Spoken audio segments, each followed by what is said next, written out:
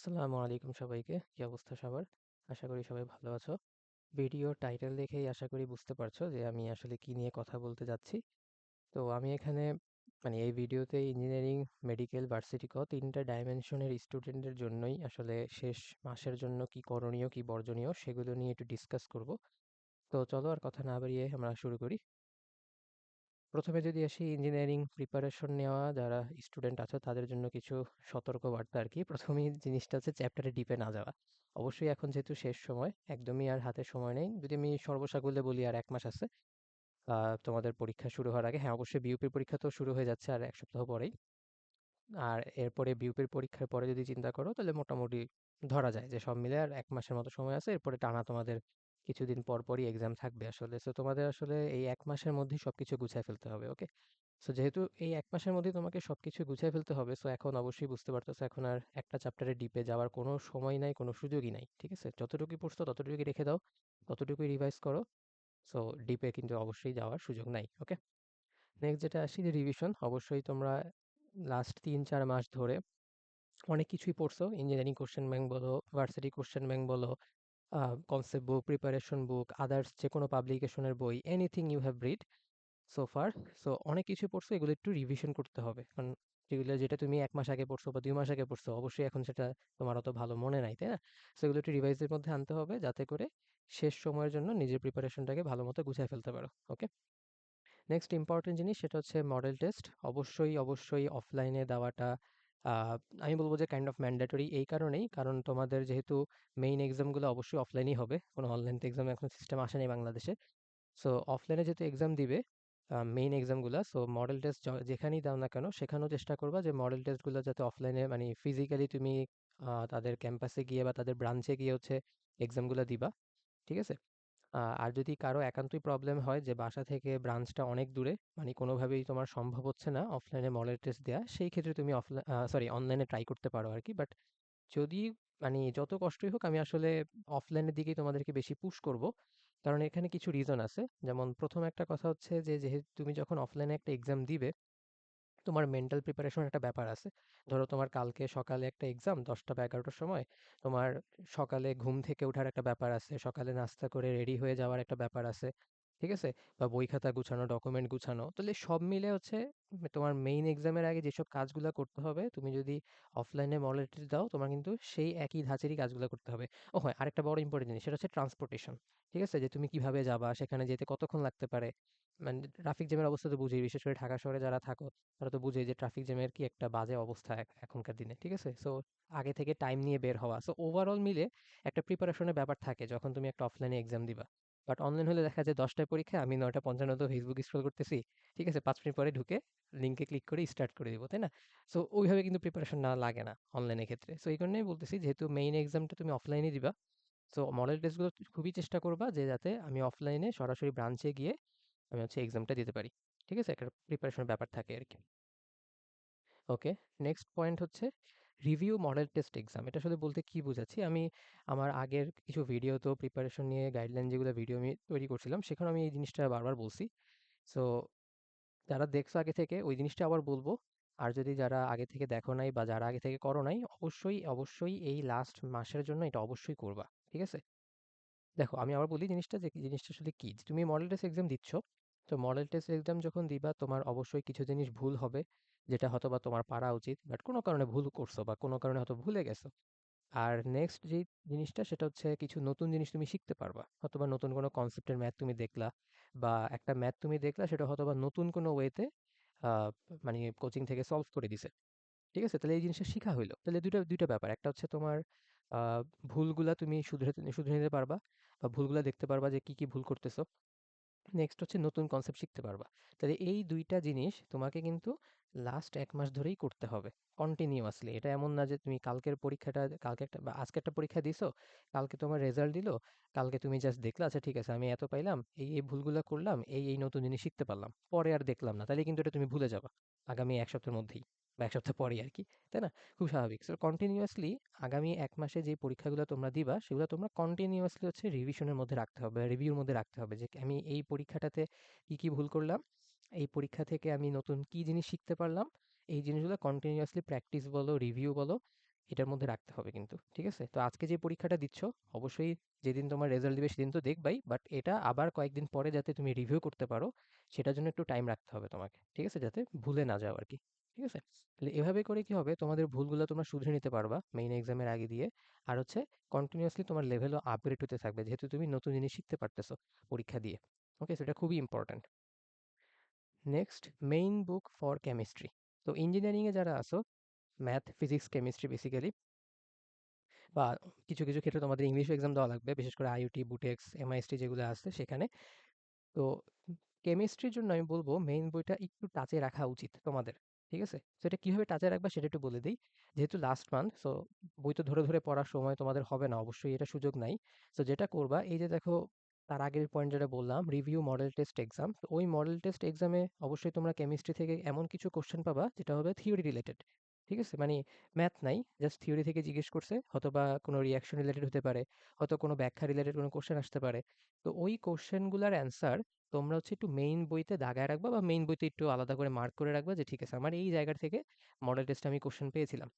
এতে করে কি সুবিধা হবে, তোমার তো এক হচ্ছে যখন তুমি রিভিউ করতেছো তখন তো পড়া হইলই, আর নেক্সট হচ্ছে তুমি যেহেতু দাগায় রাখতেছো, তাহলে মেইন এক্সামের আগে দিয়ে 1-2 সপ্তাহের মধ্যে তুমি যখন বইটাকে একটু ওলটপালট করে দেখবা বা কাইন্ড অফ একটু রিভিউ করবা, তখন কিন্তু তোমার মানে মার্ক করা অংশগুলো পড়তে সুবিধা হবে, যেহেতু আগে থেকে মার্ক করে রাখছো। সো তোমার বুঝতে সুবিধা হবে যে ঠিক আছে, আমার এই জায়গাতে আমি ভুল করছিলাম, বা এই জায়গা থেকে অলরেডি মডেল টেস্টে কোশ্চেন আসছে, সো এই জায়গাটা মেবি ইম্পর্টেন্ট, বা ইম্পর্টেন্ট বলেই তো মডেল টেস্টে আসবে, রাইট?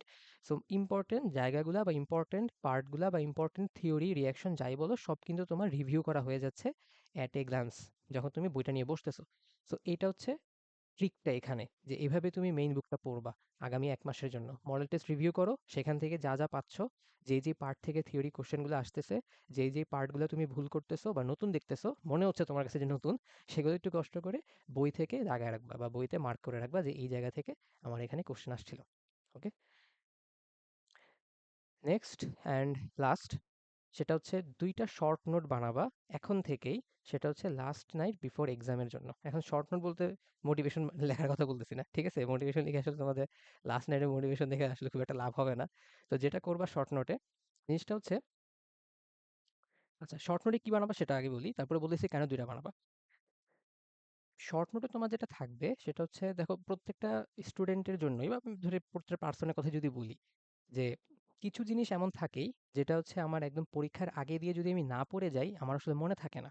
এটা আমার ক্ষেত্রে যেমন কিছু জিনিস ছিল, তোমাদের ক্ষেত্রে আশা করি কিছু জিনিস থাকবে, অবশ্যই আছে। এটা অবশ্যই অবশ্যই আছে, সেটা টপার স্টুডেন্ট বলো, অ্যাভারেজ স্টুডেন্ট বলো, লোয়ার স্টুডেন্ট বলো, মানে যেই টাইপের স্টুডেন্ট তুমি চিন্তা করো, সবারই এরকম কিছু জিনিস থাকে যেটা আসলে একদম ইমিডিয়েটলি যদি পরীক্ষার আগে না পড়া হয় তাহলে আসলে তার মনে থাকে না। সো ওই জিনিসগুলা তোমরা ফাইন্ড আউট করবা আগামী 1 মাসে, এবং যখনই তুমি এই জিনিসটা ফাইন্ড আউট করতে পারবা, তুমি একটা নোটে লিখে রাখবা। ঠিক আছে? যে আমার, ধরো পার্টিকুলার, ধরো আমি জাস্ট এক্সাম্পল দিয়ে বললাম, ধরো কারো বেনজিন রিলেটেড যে বিক্রিয়াগুলা, সেগুলো হয়তো মনে রাখতে তার অসুবিধা হচ্ছে, বা একদমই পরীক্ষার আগে না পড়ে গেলে সে আসলে পারে না। সো তুমি যেটা করবা, তুমি ওই একটা নোট বানাবা, সেই নোটে লিখে রাখবা যে বেনজিন রিলেটেড বিক্রিয়াগুলি। ঠিক আছে? তাহলে কি হবে, তুমি একদম পরীক্ষার আগের রাতে অবশ্যই কি, তুমি বেনজিন রিলেটেড বিক্রিয়াগুলি পড়ে যাবা, যেহেতু তোমার পরের দিনই এক্সাম, যাতে করে বেনজিন রিলেটেড কোনো কোশ্চেন আসলে তাদের, যাতে তুমি অ্যান্সার করতে পারো। ঠিক আছে? তো এরকম ভাবে, এটা জাস্ট আমি এক্সাম্পল দিলাম। এটা ম্যাথের ক্ষেত্রে কারো কিছু টপিক থাকতে পারে, তারপরে ফিজিক্সের ক্ষেত্রে থাকতে পারে, কেমিস্ট্রির ক্ষেত্রে থাকতে পারে, বা ইভেন যে কোনো সাবজেক্টের ক্ষেত্রে থাকতে পারে। ঠিক আছে? তো যাই থাকুক, তুমি একটা শর্ট নোট বানায় রাখবা যে আমি পরীক্ষার আগের রাতে কি কি পড়বো। ঠিক আছে? এটা খুবই ইম্পর্টেন্ট এই কারণে, কারণ দেখা যায় পরীক্ষার আগের রাতে আমাদের মানে আমরা খুবই টেন্সড থাকি, এমনিতেও খুবই স্বাভাবিক, যেহেতু পরের দিন পরের দিন হচ্ছে একটা বড় এক্সাম, অ্যাডমিশন একটা পরীক্ষা। সো খুবই স্বাভাবিক তোমার টেন্স থাকবা।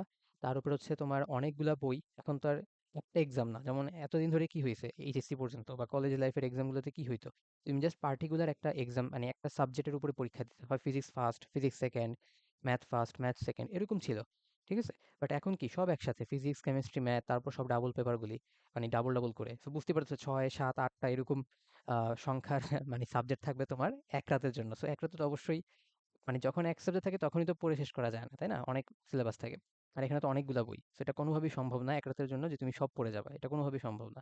সো যেটা করতে পারো, আর সাথে টেন্সডও থাকবা। সো মানে বোঝা যাবে না আসলে আমি কি পড়বো না। মনে হবে কিছুই পারি না। এটা খুবই স্বাভাবিক। ঠিক আছে? সো এটা নিয়ে ভয় পাওয়ার কিছু নাই। জাস্ট একটা শর্ট নোট করে রাখো। তুমি ওই শর্ট নোটে যা লিখে রাখবা সেটাই বানাবা। মানে সরি সেটাই পড়ে যাবা আরকি। ঠিক আছে? সেটা বানাবা হচ্ছে এই ১ মাস ধরে।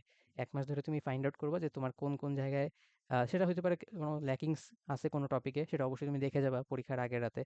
তারপরে হ্যাঁ, আরেকটা ইম্পোর্টেন্ট জিনিস সেটা হচ্ছে ফিজিক্স, কেমিস্ট্রি, ম্যাথের যত ফর্মুলা আছে সেগুলো অবশ্যই পরীক্ষার আগের রাতে দেখে যাবা। তুমি যত ভালো পারো আর না পারো। এটা একদম ম্যান্ডেটরি। এটা তোমার শর্ট নোটে তুমি একদম উপরে একদম ১ম এ লিখবে এটা। যে অল ফর্মুলা ফিজিক্স, কেমিস্ট্রি, ম্যাথের। বুঝতে পারছি? এটা অবশ্যই রাখবা।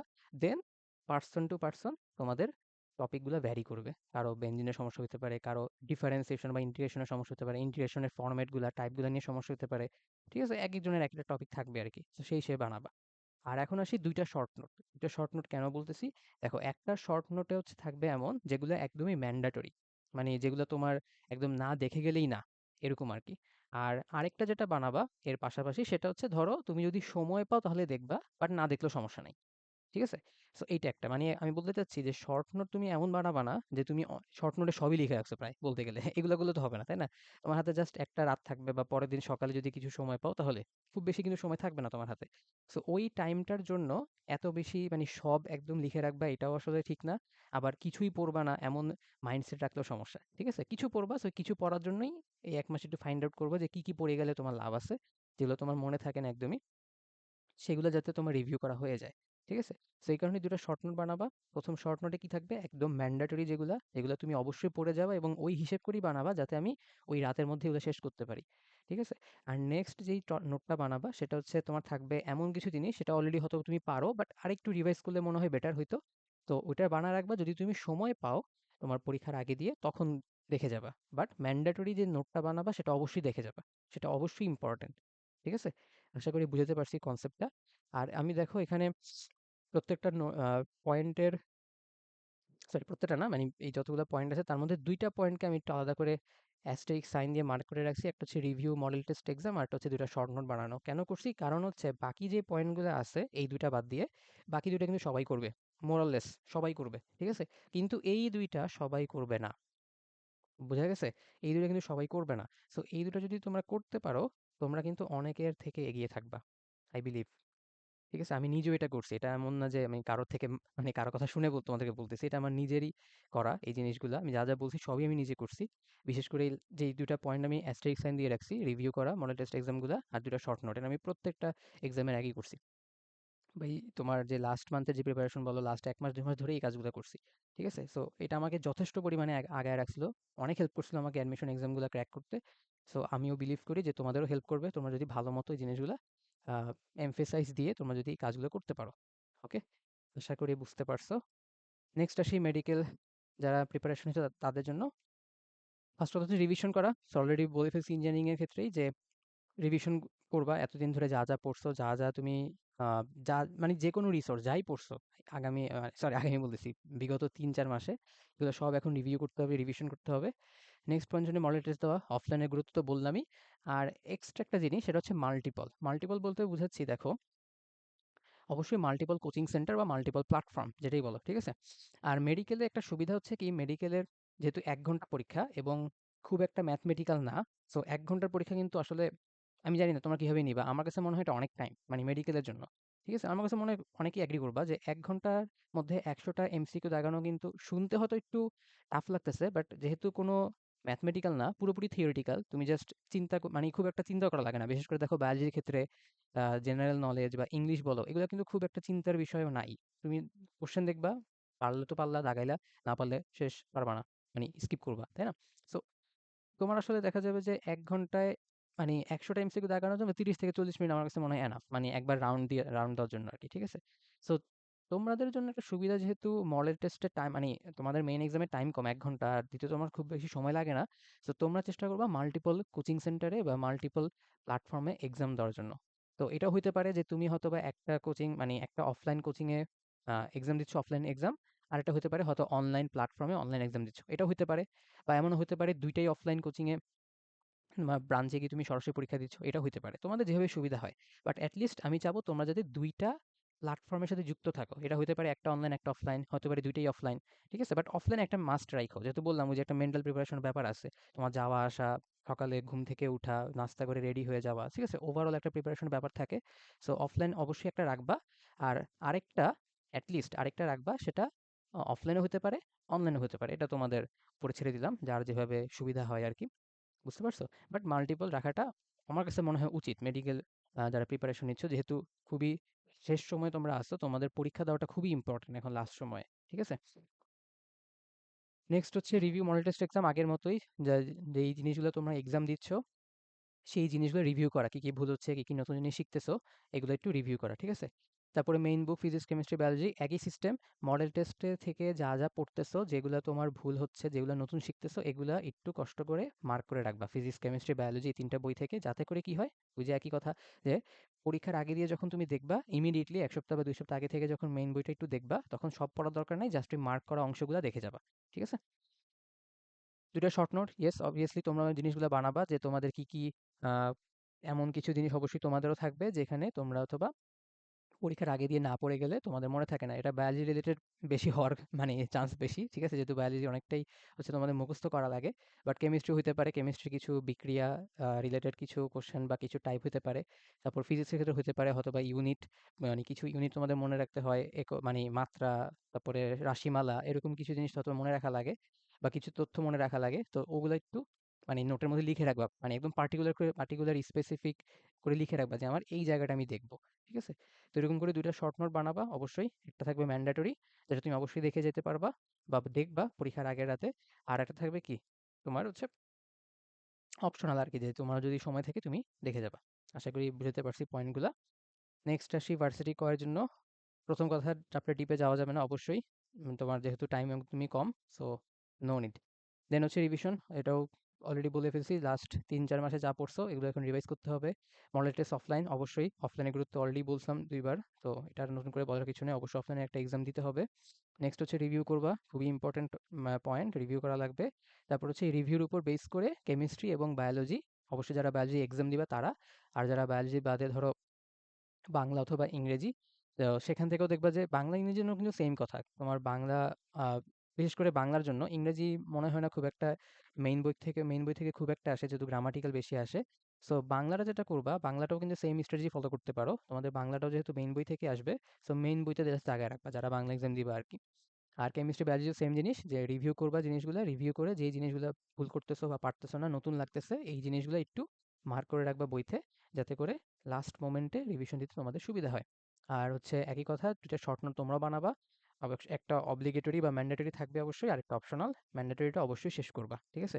আর আবারও বলি, ভার্সিটি এবং ইঞ্জিনিয়ারিং বা মেডিকেল যাই বলো, তোমার অবশ্যই কিন্তু ফর্মুলাগুলো দেখে যাবা। যদিও মেডিকেলের জন্য খুব একটা ফর্মুলা লাগবে না, তারপরেও দেখে যাবা, যেহেতু এমসিকিউ আসতে পারে ফর্মুলা রিলেটেড। ম্যাথ না আসলেও ওই সূত্র রিলেটেড এমসিকিউ তো অবশ্যই আসতে পারে, তাই না? আর ভার্সিটি আর ইঞ্জিনিয়ারিং তো অবশ্যই ম্যাথ থাকবেই formula related. So formula must, এটা সবাই দেখবা, এটা সবার জন্য ধ্রুব সত্য, সবার জন্য কনস্ট্যান্ট। ঠিক আছে? যেটা সবাই দেখবা, সবার নোটে যাতে এটা থাকে। দেন তোমরা যেটা মনে হয় যে তোমরা যেটাতে মনে হচ্ছে তোমরা পারবা না বা দেখে না গেলেই নয়, সেগুলা কাইন্ডলি নোট করে রাখবে। ওকে? যাতে করে লাস্ট নাইটের যেই টেন্সড মোমেন্টটা, সেটা যাতে একটু হইলেও কাটাইতে পারো। ওকে? ঠিক আছে? তো তো এই ভিডিওটা আজকে এই পর্যন্তই। কিছু সতর্কবার্তা তোমাদের দেওয়া ছিল, যে এই শেষ মান্থের যে প্রিপারেশন, এটা যাতে তোমরা এই পয়েন্টগুলা ধরে তোমরা তোমাদের প্রিপারেশনকে গুছিয়ে নিতে পারো। আর শেষ মান্থের প্রিপারেশনটা হচ্ছে, আমি বলব যে লাস্ট ৩-৪ মাস যেটা তোমরা পার করে আসছো, তার থেকেও বেশি ইম্পর্টেন্ট। কেন বলতেছি? কারণ হচ্ছে ৩-৪ মাসে তুমি আসলে বেসটা তৈরি করছো, বাট ফাইনাল যে টাচ দেওয়া, ঠিক আছে? মানে তুমি যে গোল দিবা, কাউকে তো শর্ট করে গোল দিতে হবে, লাস্ট শট তো দিতে হবে, তাই না? সো এটা যে ফাইনাল লাস্ট শট যেটা, এটা তোমাকে এখন ভালো মতো এনশিওর করতে হবে। ওকে? তুমি গত ৩-৪ মাস পড়লা, বাট এই লাস্ট মাসে খুব একটা এফোর্ট দিলা না, তাইলে কিন্তু তোমার সব পরিশ্রম কিন্তু বৃথা যাবে। ওকে? সো এটা যাতে না যায়, অনেকেই অনেক কষ্ট করতেছে লাস্ট ৩-৪ মাস ধরে। আর অল্প একটু কষ্ট করো, আর জাস্ট ১ মাস আছে, এই ১ মাস হচ্ছে খুবই ফোকাসড ওয়েতে যা যা মানে পয়েন্টগুলা বললাম, এই পয়েন্টগুলা মাথায় রেখে, অবশ্যই আমি আবার বলতেছি, বিশেষ করে ২টা পয়েন্ট, মডেল টেস্ট এক্সামগুলো রিভিউ করা, সেই অনুযায়ী বই দাগানো, নেক্সট হচ্ছে ২টা শর্ট নোট বানানো। ঠিক আছে? এটা তোমরা নিজেরা যখন করবা, নিজেরা নিজেরা যখন হেল্প পাবা, তখন নিজেরাই বুঝবা যে তোমরা কতটা আগায় ছিলা। পরীক্ষা দেওয়ার পরই বুঝতে পারবা। ঠিক আছে?